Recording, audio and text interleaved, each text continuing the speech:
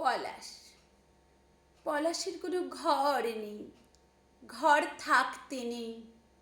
হারিয়ে যাওয়া অরণ্যের একাকিত্বে, উদাসীন আলপথের বাঁকে, কিংবা বেনামি রেল লাইনের ধার ঘেঁষে সে কেবল অপেক্ষা করে এক বসন্ত থেকে আর এক বসন্তের। পাপড়িতে রজনীগন্ধার বৈধতা লেগে নেই বলেই পলাশ এমন আগুন রঙা, যে আগুন কৃষ্ণের মতো আগন্তুক। সে মন পোড়ায়, ঘরের কোণ পোড়ায়, আত্মায় রাঁধে ভাত।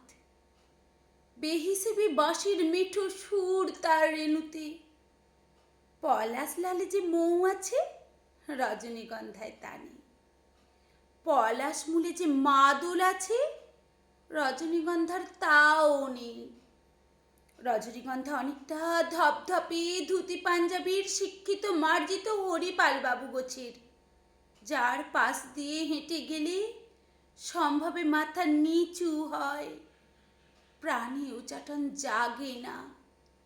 শঙ্খ লাগা সাপে যেমন নিমগ্ন ডুব, পলাশের প্রেমী তেমনই মুক্তির উদ্যমতা।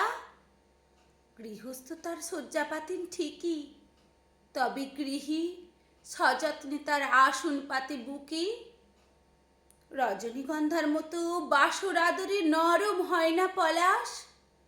সব যাত্রায় হাঁটে না সে, শুরু শেষের মাপযোগ তার অজানা।